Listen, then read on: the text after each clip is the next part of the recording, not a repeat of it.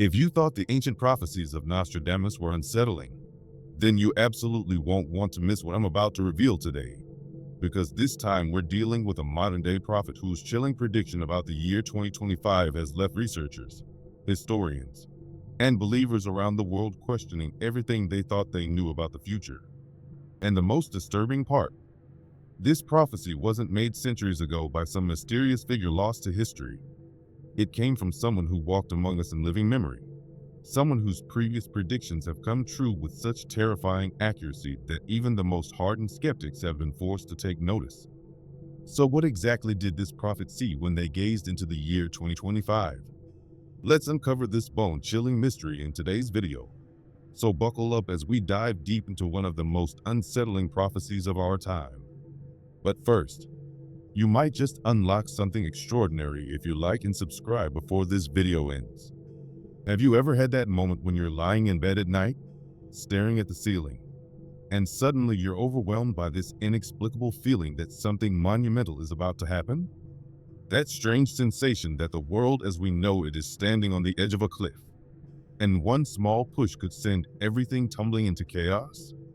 Well, what if I told you that feeling might not be just your imagination, but an echo of something far more profound, a warning that has been whispered through the corridors of time by those gifted with the terrifying ability to see beyond the veil of the present. In the sprawling metropolis of Los Angeles, California, during the sweltering summer of 1987, there lived a man whose very existence would challenge everything we think we know about fate, destiny, and the immutable nature of time itself. His name was Marcus Blackwood, though the world would come to know him by a different title entirely, the prophet of the New Age. But unlike the charlatans and fortune tellers who lined the boardwalks and carnival grounds, Marcus possessed something that couldn't be faked, couldn't be learned, and couldn't be explained by conventional science. He could see the future with such startling clarity that it would make your blood run cold. The first sign that Marcus was different came when he was just 7 years old. It was a Tuesday morning in March 1963, and young Marcus was sitting at the breakfast table with his parents in their modest home in suburban Detroit. Without warning, he looked up from his cereal bowl, his eyes wide with terror, and whispered in a voice that seemed far too mature for his age, "Daddy, why is President Kennedy lying in a box with flowers around him? And why is everyone crying?"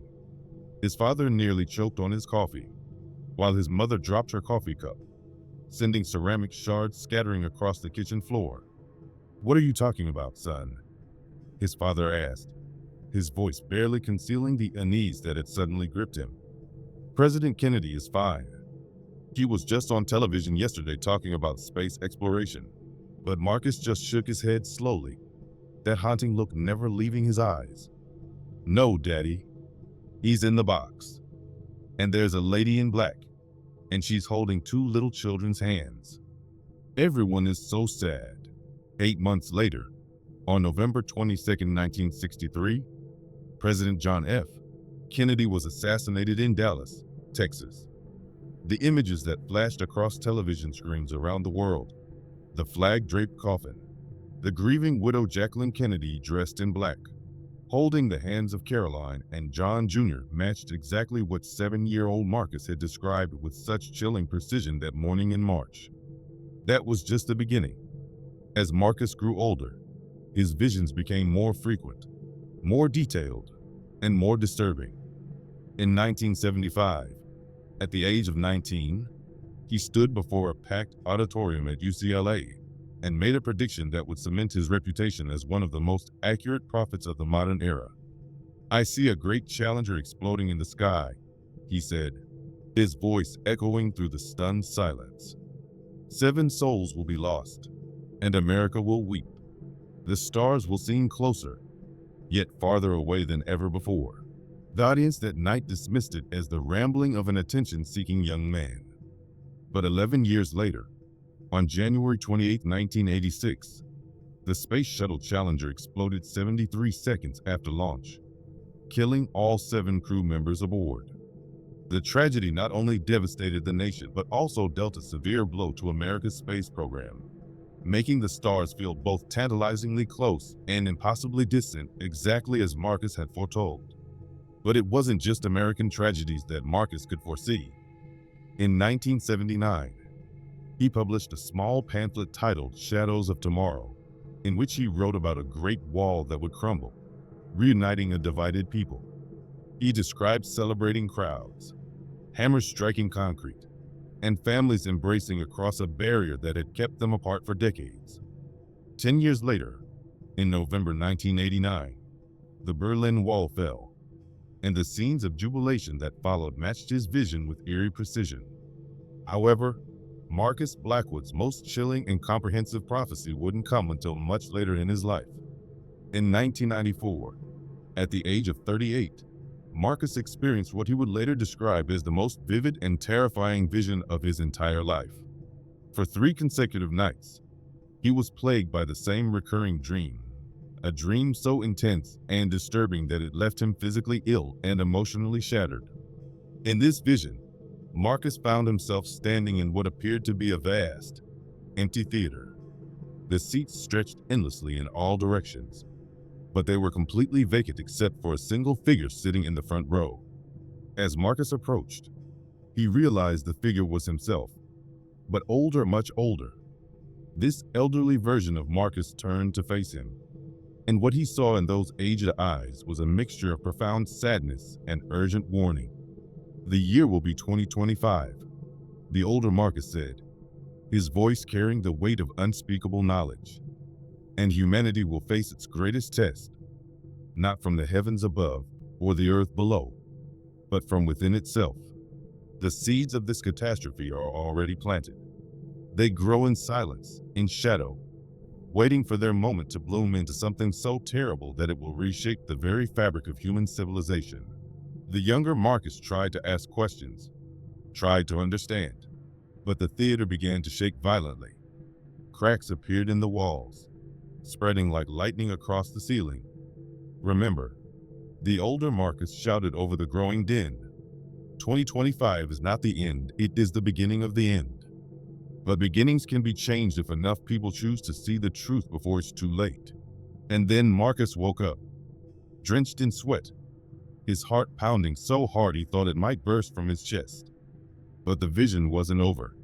The same dream returned the next night, and the night after that, each time with additional details that made the prophecy even more specific and more terrifying.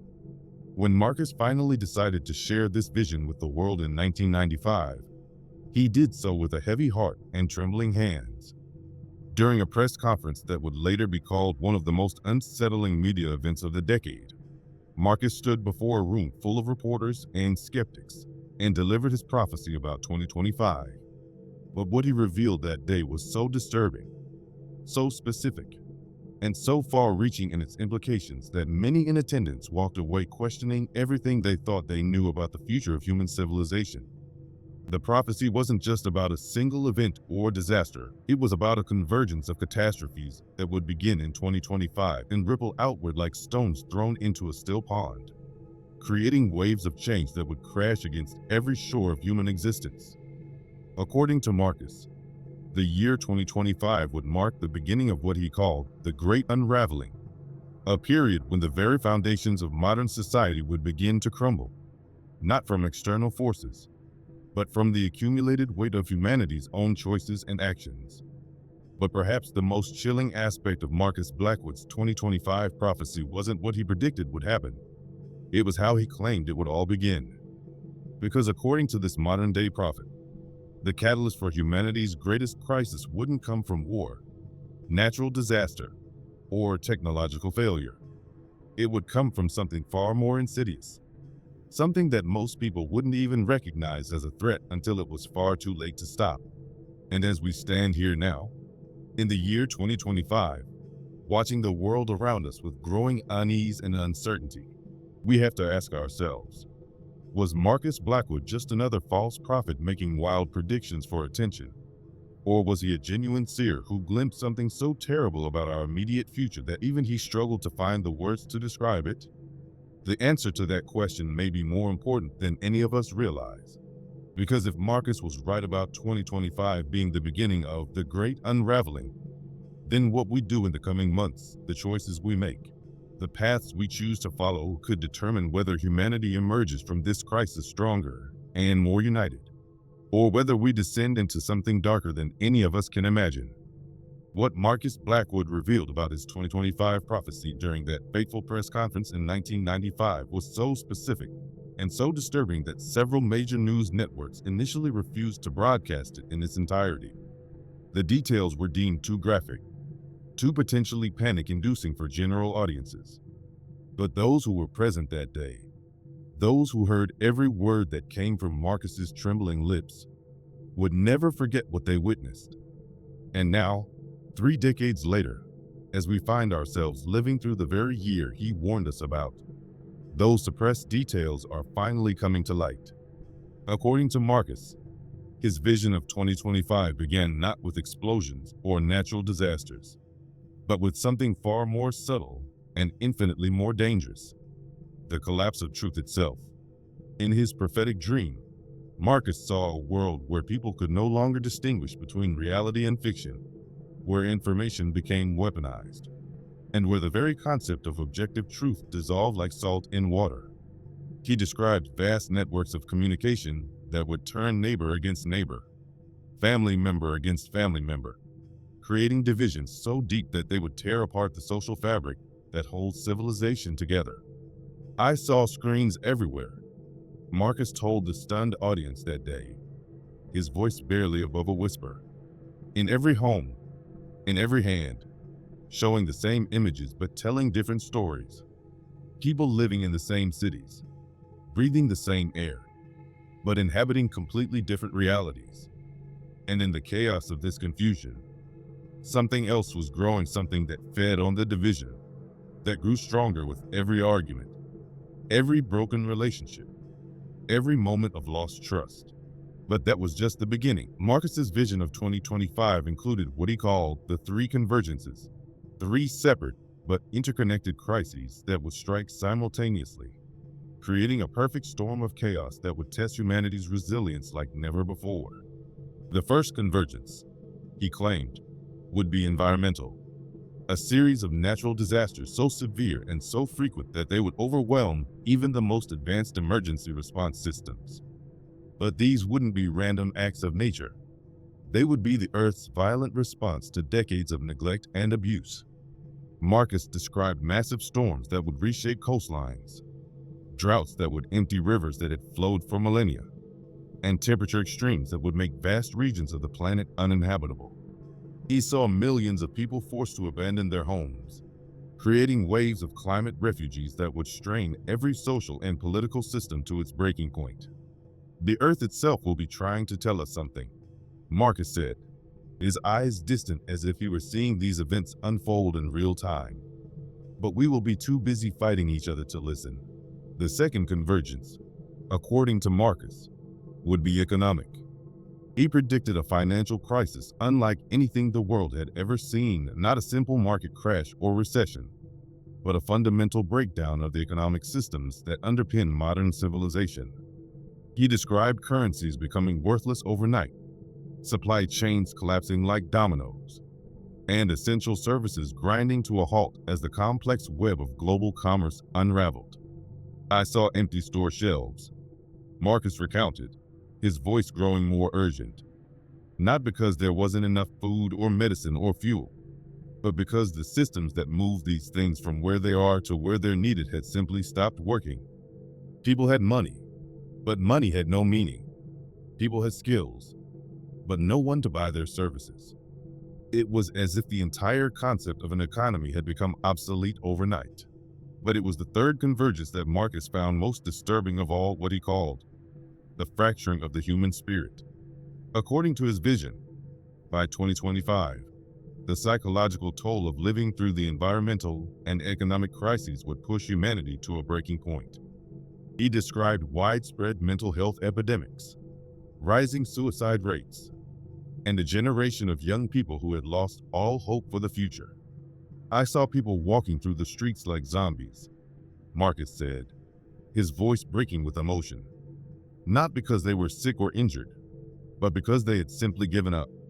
They had stopped believing that tomorrow could be better than today, stopped believing that their actions could make a difference, stopped believing in each other. And in that spiritual vacuum, something dark began to take root. According to Marcus, this darkness wouldn't take the form of any traditional threat: no invading armies, no terrorist organizations, no natural predators. Instead, it would manifest as what he called the Shadow Collective, a loose network of individuals and groups who would exploit the chaos and despair for their own ends. These weren't necessarily evil people, Marcus explained, but rather desperate people who had concluded that the only way to survive was to ensure that others didn't. They won't call themselves villains, Marcus warned. They'll call themselves realists, pragmatists, the only ones brave enough to make the hard choices. They'll promise order in exchange for freedom, security in exchange for privacy, survival in exchange for humanity itself. And because people will be so desperate, so frightened, so exhausted from crisis after crisis, many will accept these bargains without realizing what they're giving up.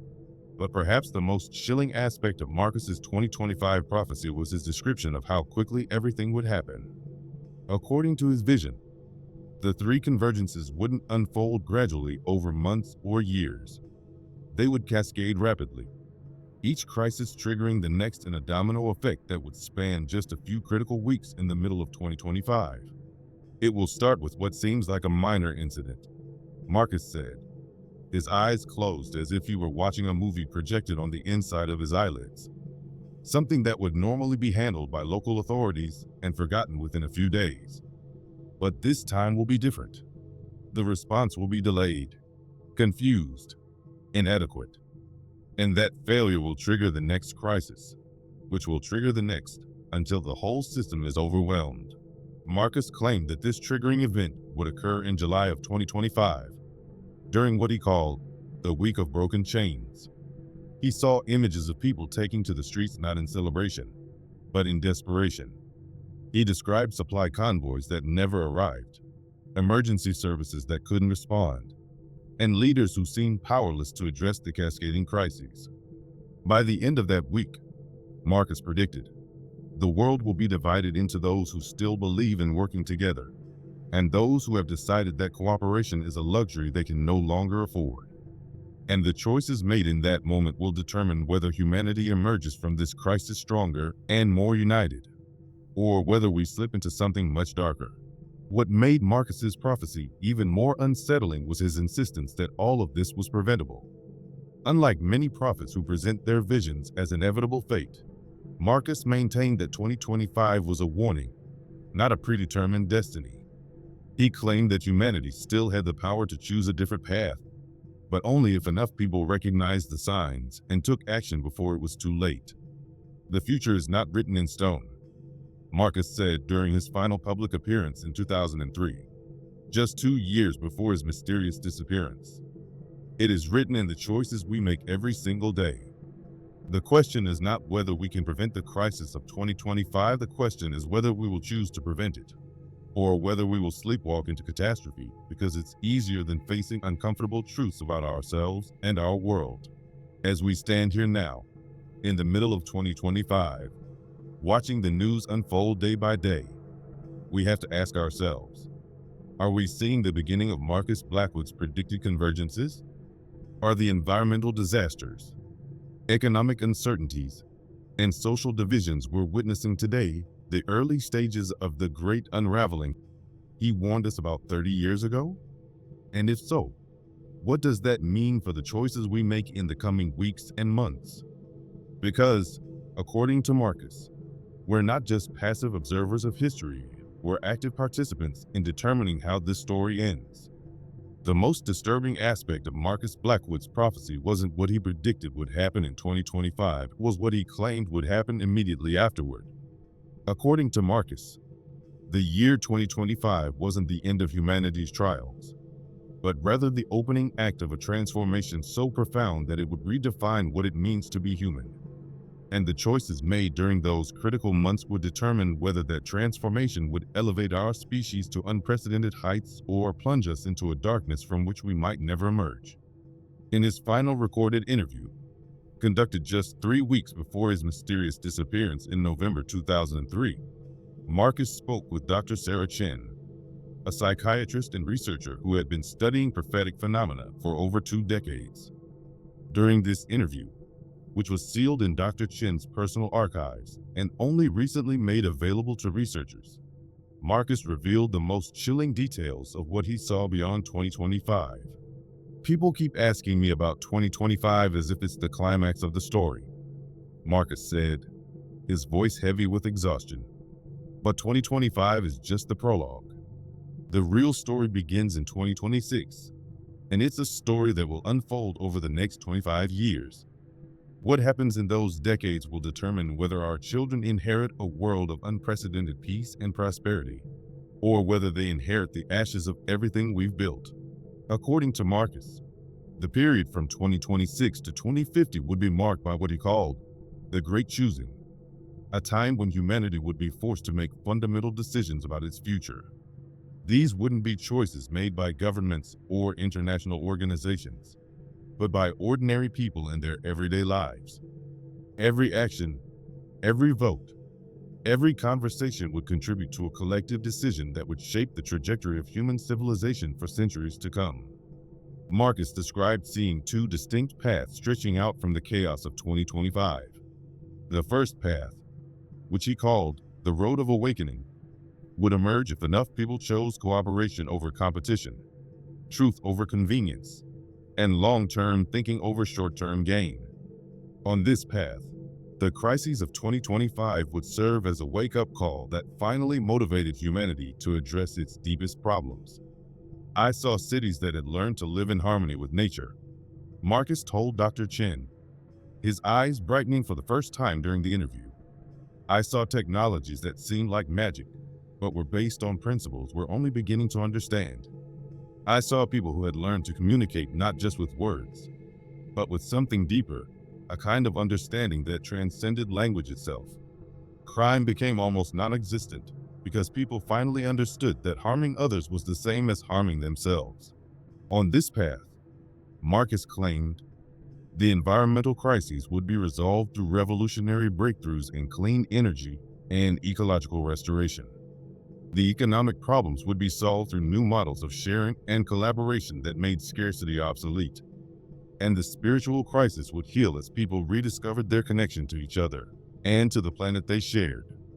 But Marcus also saw a second path, a one that filled him with such dread that he sometimes woke up screaming from dreams about it.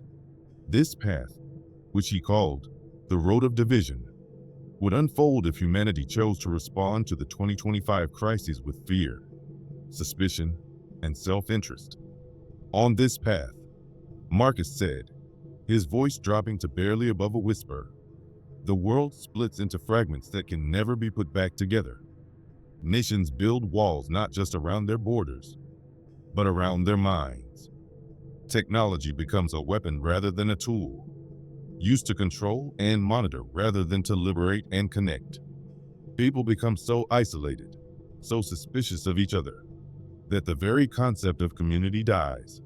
Marcus described seeing vast automated cities where humans lived in complete isolation, interacting only through digital interfaces. He saw regions of the world that had become completely uninhabitable, not from natural disasters, but from the toxic waste of conflicts that never ended. Most disturbing of all, he saw children who had grown up knowing only scarcity and suspicion, who couldn't even imagine a world where people worked together for common goals. The worst part, Marcus told Dr. Chen, is that both paths are equally possible. The difference between them isn't about resources or technology or even luck. It's about choice. Every single day, with every single decision, we're moving toward one path or the other. And most people don't even realize they're choosing. But Marcus's prophecy contained one more element that sets it apart from other predictions about the future. He claimed that certain individuals would emerge during the crisis period who would have the power to influence which path humanity ultimately takes. He called these people bridge builders, individuals who would possess an unusual combination of empathy, intelligence, and courage that would make them natural leaders during times of chaos. They won't be politicians or celebrities, Marcus explained.